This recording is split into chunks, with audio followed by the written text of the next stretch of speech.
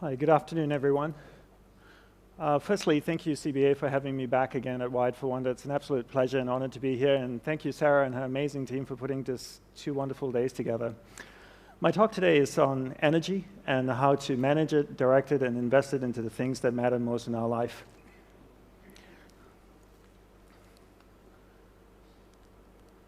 My clicker's not working. Okay, there we go. So life is a manifestation of where you direct your energy. It truly is. And what we should really start with is to actually look at energy the same way we look at water. If I took a watering can and I watered a garden bed, would the weeds grow or the flowers grow? Both, right? Water has no ability to discriminate between the weeds and the flowers. Whatever I water starts to grow. Energy is the same way as well. If I took energy and I invested it into something negative, it will grow and become more negative. If I took energy, invested it into something positive, it will grow and become more positive. Energy has no ability to discriminate between what's positive and what's negative. Whatever you invest energy into starts to grow and manifest in your life. Right now, you're the sum total of where you've been investing your energy throughout your entire life. So the goal really in life is to figure out what it is you want. Right? What's your purpose in life, who and what's important in your life, and be able to direct energy towards that so that you can manifest that in your life. So where do we begin with this? We begin by understanding how the mind works. I'll have to say with you, after living 10 years as a celibate monk in a cloistered monastery in Hawaii, this would probably be the most important thing I could ever share with you, understanding how the mind works. From a monk's perspective of understanding the monk and experience of monk's perspective of understanding the mind and experience of the mind, and my perspective and my experience of the mind, there are 2 things we need to understand: awareness and the mind. Let's define what they are. Let's define awareness as a glowing ball of light. So imagine an orb, a glowing ball of light that can float around. Let's call that awareness and put that aside. Now let's define the mind. Let's define the mind as a vast space with many different areas within it. One area of the mind is angry, hatred, jealousy, joy, happiness, sex, food, art, science, technology, a whole bunch of different things, right? Your awareness, that ball of light, can actually move to any area of the mind you want it to go to. So if your awareness, this glowing ball of light, goes to the happy area of the mind, it lights up that particular area of the mind. You become conscious of being happy. Are you happy? No, you're in an area of the mind called happiness. If this ball of light goes to the angry area of the mind, it lights up that particular area of the mind. Are you angry? No, you're in an area of the mind called anger. And by using your willpower and your powers of concentration, you can actually take your awareness, this ball of light, to any area of the mind that you want to go to. And here's the most important part. Where your awareness goes, that's where your energy is flowing. So if your awareness goes to the angry area of the mind, your energy is flowing there. It's actually strengthening that particular area of the mind. So this is the theory of it. So let's do a little practical exercise to see if this actually works or if it's just some monk talk. Okay? So for that, I need some audience participation. I need all of you to sit up straight in your chair. Okay? And put your feet down on the ground. And if you're leaning back in your chair, sit forward a little bit. Keep your spine straight. Roll your shoulders back. You can keep your head nicely balanced on top of your spine. Your eyes are closed. Don't worry, we're not going to chant or hold hands until later. Just kidding. So take a slow, deep breath in with your eyes closed. Take a slow, deep breath in. Slowly exhale. Then take another slow, deep breath in again. And then slowly exhale. I want you to become aware of the chair that you're sitting on. Is it comfortable? Is it not comfortable? The temperature of the room? Is it cold? Warm? What about your body posture? Is your spine straight? Your shoulders roll back? You're sitting a little bit forward?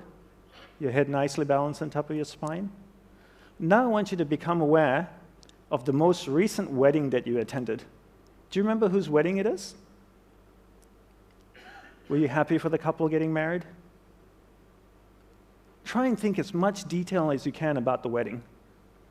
Do you remember what you wore to the wedding? Do you remember what the bride wore? Did she make a good choice with her dress? How was the food at the wedding? Alcohol? Did you drink a lot? Was there good music? Did you dance? Did you do some crazy wedding dance? Now I want you to become aware of the most recent vacation that you went on. What kind of vacation was it?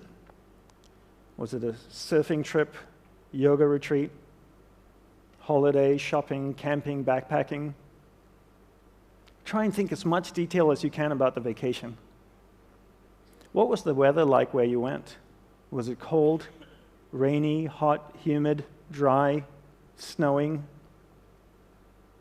Do you remember the favorite hotel you stayed in? How was the food? Bland, spicy? Did you get sick eating the food? Did you shop a lot? What was one thing you bought on the trip that you really liked? Your eyes are still closed. I want you to become aware of the room again. Try and feel the temperature of the room. Is it warm? Is it cold? The chair you're sitting on, is it comfortable? Is it not? Is your spine still straight? Are you hunching? Are your shoulders rolled back? Okay, slowly open your eyes and you can lean back in your chair. Well, thank you very much for doing that exercise with me. That exercise is really to prove two things to you. One is there's a clear separation between awareness and the mind, two completely different things. Second is you can actually take your awareness and move it to any area of the mind you want it to go to. Well, you gave me permission to do it, so I took your awareness from the room, I took it to an area of the subconscious mind where the memory of the wedding resided, and then I took you to the vacation area of the mind, and then back to the room again. How do I know you were thinking about the wedding? Well, I had my eyes open and your eyes were closed. And when I asked questions, I could see the reactions in your face. Did the bride make a good choice with her dress? A couple of you went, okay. Did you drink too much? A few heads went down. So I knew you were thinking about the wedding, right? So I took your awareness to different areas in the mind. This happens all day. All day we allow people and things around us to dictate where our awareness goes in our mind.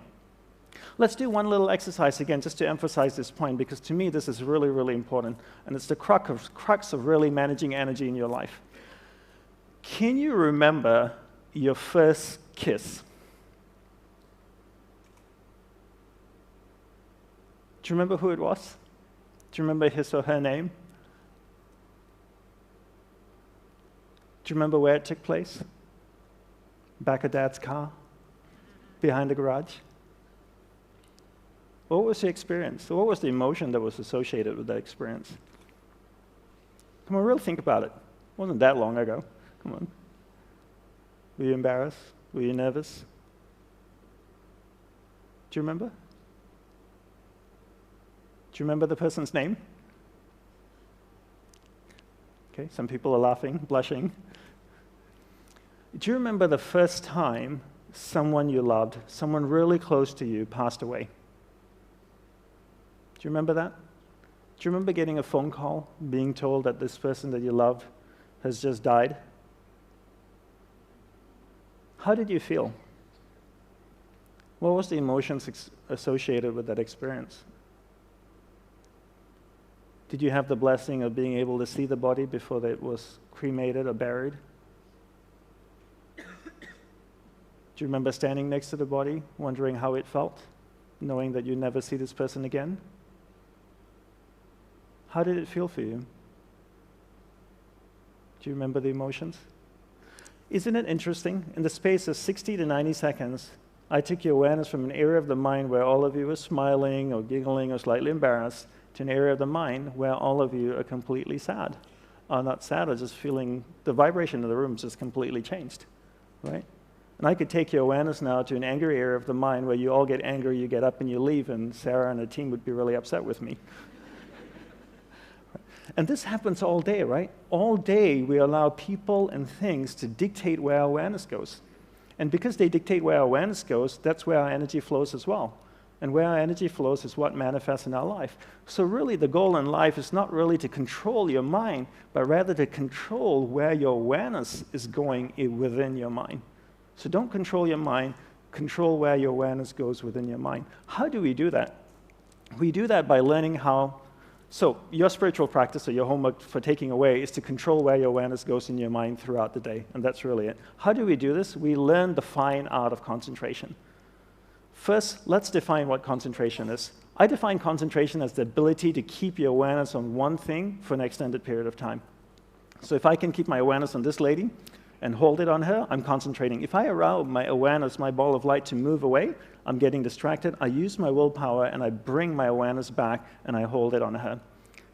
Being able to do that allows me to concentrate. Most people can't concentrate for two reasons, right? One is they've never been taught how to concentrate. Second is they never practice concentration. How many of you, growing up here in school, had classes on concentration every single day, the same way you had classes on geography, on math, and science? Anybody? I travel all around the world, and I ask this question, and nobody puts their hand up. How many of you, when you were growing up in school, were told to concentrate? Isn't that amazing? You get told to concentrate, but you never get taught how to do it, right? When I was growing up, I got told to concentrate all the time. Dandapani, concentrate on doing your homework. Dandapani, concentrate on eating your food. Anybody want to show me how to do it? No. How many of you have kids? How many of you tell your kids to concentrate? Have you ever showed them how to? No, right? And then if you don't show them how to concentrate, how would they know how to do it? And then if you want to be good at something, you have to practice it. If you want to be really good at concentration, you need to practice it all day. People are good at distraction because that's what they practice all day long. It's not that they don't have the ability to concentrate. They've just practiced distraction and become really, really good at it. So how do we concentrate? We concentrate by practicing doing one thing at a time and integrating this practice into our everyday life. So for me, I look at my average day and I ask myself, what's a reoccurring event in my life? Every day I speak with my spouse. Every time I speak with my spouse, I give her my undivided attention. I keep my awareness on her. It drifts away, I bring it back. It drifts away, I bring it back. I keep my awareness on her. I give her my undivided attention. Now, every day I also speak to my clients. I speak with my clients. I speak with my friends, family. Every time I speak with somebody, I give them my undivided attention. If I'm on the phone, I give the person on the phone my undivided attention. I practice doing one thing at a time. By the end of the day, I've clocked about maybe 6 to 8 hours of practicing concentration. 6 months later, I become really good at concentration. 12 months later, I become really good at concentration. The best way to become good at something is to take a tool and insert it into a reoccurring event in your life. And this is the best way to become good at something rather than to create another practice in your life. Just take a tool and insert it into the practice, into a reoccurring event in your life. So your homework is to give someone, or whatever you're doing, your undivided attention. Pick one person in your life for the next 1 month that you will give your undivided attention to. Every time you speak with that person, stay completely focused on them, keep your awareness on them. The rest of the day, you can go ahead and be a squirrel. But just whenever you're speaking with that person, give that person your undivided attention. And you need to practice and build in incremental steps. The other thing we need to learn to develop is our willpower. Right? Everybody is born with various levels of willpower, but one thing we never get taught to do is to actually develop willpower. And willpower is like a muscle. I call it a mental biceps. If I could draw biceps around my mind, that would be my willpower. There are 3 ways to develop willpower. 1, finish what you begin. 2, finish it well beyond your expectations. 3, do a little bit more than you think you're able to do. All of these 3 ways require effort, and that effort is willpower. Right? So how do I develop willpower? I take these 3 methods and I apply it to things that reoccur in my life. What's something that reoccurs in my life every day? Every day I sleep. What a great opportunity to develop willpower. Before I go to sleep, I floss, I brush my teeth, put on my pajamas, I go to sleep. When I wake up in the morning, I finish the process of sleep. How do I finish the process of sleep? I make the bed every day. So every day I wake up in the morning, I make the bed. What's something else that I do every day? Every day I have breakfast. If I have time to make breakfast, I have time to eat breakfast, then I have time to do the breakfast dish and put it away, right? So I finish the process that I begin. And I bring this into everything that I do. Then throughout the day, I develop willpower. The more I practice this, the better I get. Now I have tremendous amount of willpower. After 6 months, I've developed a lot of willpower. Every time my awareness drifts away, I use that mental muscle, that willpower, to bring my awareness back. Then I use the powers of concentration that I've developed to hold my awareness on what I'm focused on. And because I'm focusing on that, where my awareness goes, energy flows, and now my energy is flowing towards what I want. That starts to manifest in my life. That's why it's so important, firstly, to understand there's a separation between awareness and the mind, 2 completely different things.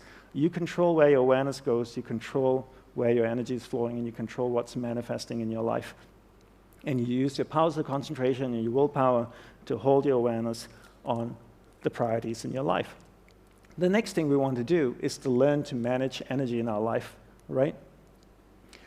This is based on the premise that we only have so much energy each day. We have a finite amount of energy each day. Each day we have this much energy. We take our energy and we invest it into people and things around us. We keep investing, investing, investing until we have no more energy left. We get exhausted. That's usually around 11 or 11:30 or midnight. We go to sleep. Our energy builds up again. We go out the next day and we invest our energy into people and things till we have no more energy. But the one thing most people don't do is we never evaluate who and what we're investing our energy in.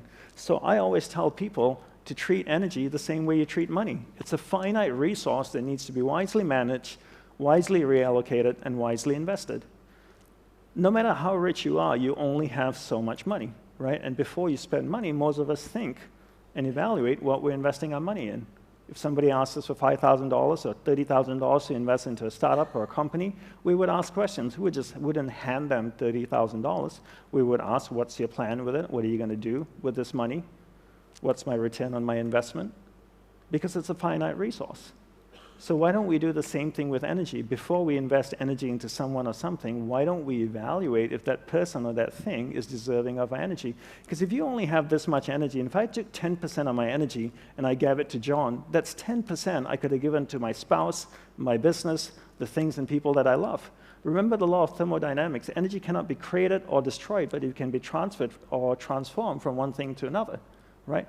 So I can't create energy. If I give 10% to John, I want to know he's going to do something good with it. Because if he's just going to squander it, I'd rather take it and give it to the people and things that I love.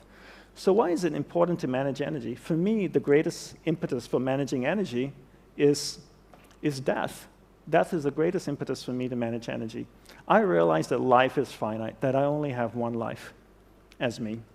And regardless of my beliefs, I know I have one existence and as Dandapani. And what happens after death, I'm not quite sure. We all have different upbringings, different religious beliefs. Some people say when you die, you go to heaven or hell. Some people say when you die, it's game over, that's it, nothing happens afterwards. Some people say when you die, you get reincarnated as a man or woman. And others say you get reincarnated as a man, woman, maybe an insect or an animal. But no one really knows. We have our beliefs and we hold strongly to them. But no one's ever died, gone to heaven, taken a selfie, come back, posted it on Instagram and said, look at me here in heaven, #PearlyGates, right? So we don't quite know, but the one definitive thing is that we know we're going to die. And I know I have a finite amount of life. I don't believe life is short, but I do believe it's finite. And because my life is finite, I want to be extremely clear where to focus my energy. There's no point learning to concentrate if you don't know what to concentrate on. So along with learning concentration, it's really important to also learn what to focus on. So what I would recommend as a homework is to be clear what your purpose in life is. One way to do this is to spend 5 minutes each morning reflecting on what your purpose in life is. Get to know yourself. Most people are happy to spend time with other people and things, but very few people actually make time to spend time with themselves. So when you wake up in the morning, take a shower, go to a quiet place in your house, sit down, and ask yourself questions about you. What do you want in life? What's my purpose in life? Why am I here? What do I love? What am I passionate about? How many people can genuinely answer, this is my purpose in life? Very, very few people. Once you're clear with your purpose, you know what to concentrate on, and you know what to direct your finite amount of energy towards, right? So the next thing we want to look at is energy consumers, right? People and things are two of the biggest consumers of energy. And people and things also give you a lot of energy. Since the subject is vast and time is short, let's focus on the people that consume energy and how we can deal with them. I call these people energy vampires. All right? That's what a vampire does, right? Bites you in the neck and sucks the life out of you. And some people consume tremendous amount of energy. Essentially speaking, there are three types of people. And let's keep this simple, monk simple. There are uplifting people, there are neutral people, and there are not uplifting people. Okay? Let's define what this is, okay? What they are. An uplifting person, I spend 5 minutes with an uplifting person, I walk away, I feel great, and go like, wow, that was an amazing conversation. A neutral person, I spend 5 minutes with them, I walk away, I'm still the same. A not uplifting person, I spend 5 minutes with them, I walk away, and I go like, oh my God, that was exhausting. right? And you've probably experienced that in your life.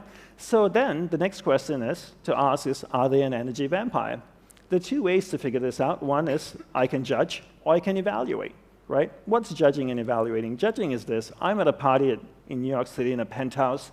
There are 200 people in the room. The door opens. This guy walks in. He's got white shoes, a purple suit. He's got a cane and a top hat. He's wearing a chain with a big clock hanging off his chest. I look across the room and I go, he must be a pimp or a drug dealer. That's judging, right? I didn't get to know him. I just judged he was a pimp or a drug dealer. Evaluation is this. I spent 50 occasions with John over a period of 2 years. 49 of those I walk away from and I go like, oh my God, that was exhausting. It's safe for me to evaluate that John is an energy vampire. Okay? Then there are two types of energy vampire. The next question is, are they a transient energy vampire or inherently an energy vampire? Right? What's a transient energy vampire? Just say John is going through a hard time in life because his dad is dying of cancer, for example. And for 3 years, he consumes a lot of energy. You know, he's always down. You need to uplift him. He's feeling very sad.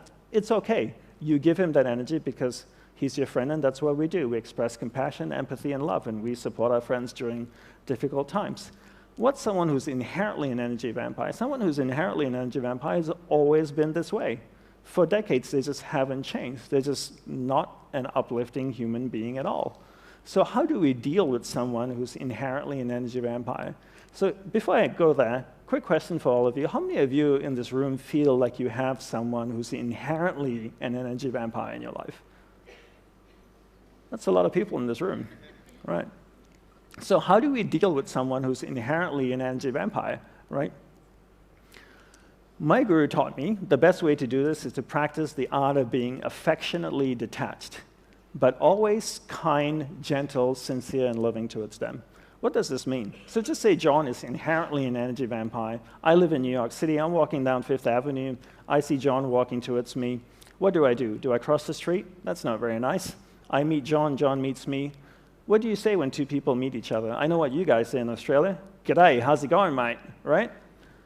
Do I say that? No. Do you know why I don't ask how are you? Because I don't want to know.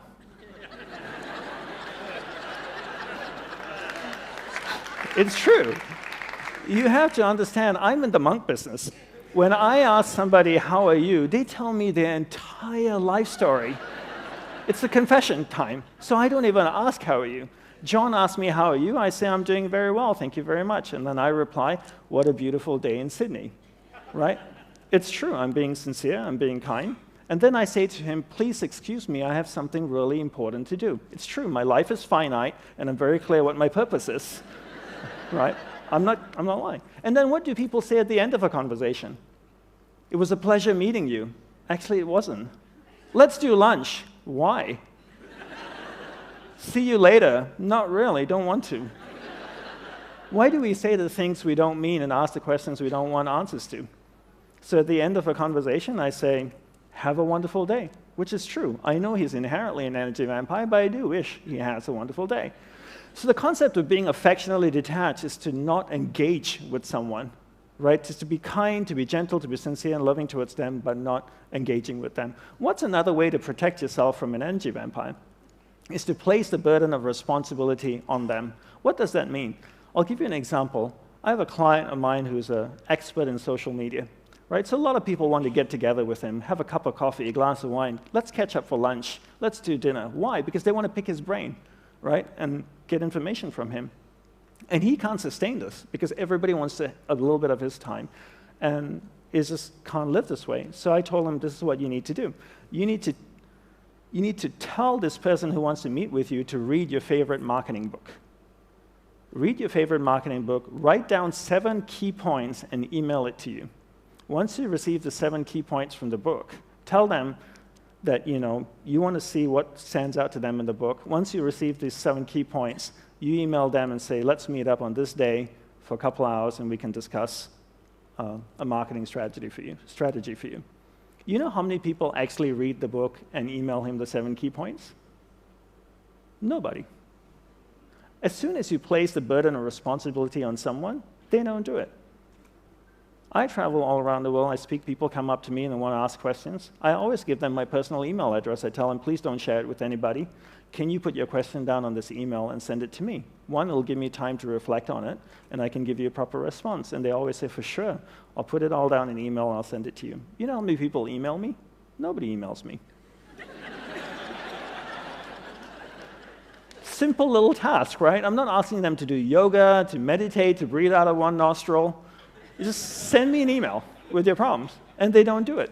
So place the burden of responsibility on someone. If you're somebody who's developed a particular skill, you're an expert in a particular niche, in a particular area, and you find that people want your time, they want your energy, the one simple way to protect yourself is to place the burden of responsibility on them. Give them a simple task to do and see if they do it. And if they fulfill that task and come back to you, then go out of your way to help them, okay?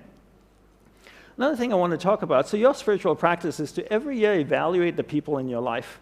Right? So go through a process of evaluation and reallocate your energy between people who uplift you and people that don't uplift you. And this is something that I do all the time. Right? Another thing I want to talk about and wrap up with is mental energy vampires. What's a mental energy vampire? Mental energy vampire is unresolved emotional experiences that are sitting in our subconscious, right? Most people's subconscious mind looks like this Indian flower market. It's just packed with stuff because people don't resolve stuff as they go through life, right? Everything that is once passed through your conscious mind in the form of experience is resident in your subconscious mind, and all these experiences have emotion attached to them, right? One simple way to deal with unresolved emotional experiences is to do this exercise called the Vasana Daha Tantra. That's a Sanskrit name for it. And what it really is to take a piece of paper and write down the problem on it. Every experience has emotion attached to it. And I want to share with you a quote from Tesla, which I think really encapsulates the philosophy that I believe in or that I was trained in the monastery. Tesla says, if you want to find the secrets of the universe, think in terms of energy, frequency, and vibration. Everything is made up of energy, and it's vibrating at a certain frequency. So if I have an experience, it has emotion attached to it, it's vibrating in my subconscious mind. My goal is, I can't do anything about the experience because it's already happened, but what I can do to help myself is to remove the emotion that's attached to experience. So I take a piece of paper, I write down the problem. As I write down the problem, something really interesting happens. That experience moves from my subconscious mind to my conscious mind because I'm reliving it. The interesting thing that happens is the energy, the emotion actually comes out of the experience, flows through my hands into the piece of paper. Now I crumble the piece of paper and I burn it in a fire. It could be a garbage can, a fireplace, it doesn't really matter. Does the fire destroy the emotion? No, because you can't destroy energy. But what it actually does is transform the emotion in the paper into heat, flame, ash, smoke, and a whole bunch of different things. I remember the first time I ever shared this exercise was with a group of entrepreneurs in Perth, actually, about 5 years ago. And one of them said to me, look, Dandapani, I realize that experiences have emotion attached to them. And I realize as well, when you relive it or you're writing about it, it goes from your subconscious mind to your conscious mind. But this whole concept that emotion comes out of the experience, flows through your hands into the piece of paper, I find it really hard to believe. I find it that's a little bit too spiritual. I said, fair enough. So I asked him, do you have kids? He says, yeah, I have a couple of kids, a 4-year-old and a 6-year-old. I said, on Father's Day, on your birthday, do they ever make you cards? They said, they do that all the time. Can you describe the card? Well, they said, usually go to the back of the house, they find an old piece of cardboard, they draw on it, they stick a bunch of things on it, stars and a bunch of ribbons, and then on Father's Day, on my birthday, they hand me the card. I said, how does it look? They go, well, it doesn't look that great. It's made by a 4-year-old. But I said, let me ask you this way. If you saw it in the store, would you pay money for it? And they go like, no way. But do you keep it? He says, yeah, I keep every single one. And I asked him why. He said, well, it's so full of love. I said, wait a minute, you're telling me your kids know monk magic? Because 2 minutes ago, I told you about putting emotion in a piece of paper, and you looked at me like I was a crazy person. And now your 4-year-old son knows how to do this. Right? Because he's taken a piece of paper, put his emotion in it, a piece of paper that you don't want, a cardboard that you didn't want, put his emotion in it, and now he's given it to you, and you hold it. So you can actually transfer energy from you, emotion from inside of you, into another matter. How many of you have kids and have one of those not-so-attractive drawings at home? Do you keep them? Why? You'd never be able to sell it to anybody. Nobody would want to buy it. All right? You keep it because they're so full of love. It's full of emotion. Right? So you can move emotion out of you. So the exercise here is really, if you ever find that you have unresolved emotional experiences sitting in your subconscious, consuming tremendous amount of energy, take a piece of paper, write it down, and then burn it in an ordinary fire. How many times should you write? Well, depending on the emotion. If it's an intense experience, you might have to write about it 3 or 4 times. If it's not so intense, maybe once or twice. So just to wrap up over here, to know yourself is one of the greatest gifts you can give yourself. It truly is, right? Most people don't really understand themselves. They don't understand what they want in life, and therefore find it extremely difficult what to focus their finite amount of energy on. I want to leave you with 2 quotes, one from my guru. The first one is, proceed with confidence, right? Proceed with confidence. Believe in your ability to manifest something in your life, because you can. How do you manifest something in your life? You take your awareness, you focus it on that thing. You know how to develop concentration now. You keep your awareness on it. When your awareness is on it, that's where your energy is flowing. When your energy flows there, it starts to manifest in your life. And believe in your ability to do that and proceed with confidence. The next thing is, life is meant to be lived joyously. It truly is. And if you're not happy with life, then something needs to be changed. If you ask most people what do they want in life, they'll always say, most people often answer, I want to be happy. Happiness should never be pursued. Don't pursue happiness. Pursue a lifestyle that results in happiness. And that's, for me, what I do. I never chase happiness. I pursue a lifestyle where the byproduct of the lifestyle is happiness. In order to find out what the lifestyle is, I need to know what my purpose in life is. In order to do that, I need to spend time with myself each day to find out who and what's important in my life, take that finite amount of energy that I have each day, focus it into those things. That starts to manifest in my life. The byproduct of that is happiness. Right? So I want to say thank you, and I want to leave you with a small gift. If you go to this website address, you'll find a 5-week online course on understanding the mind, and also on how to develop concentration and willpower. You're welcome to sign up for it. You just need your name and email address, and you'll receive that every week on email. Thank you very much, everyone. I hope you enjoyed it and find these tools useful.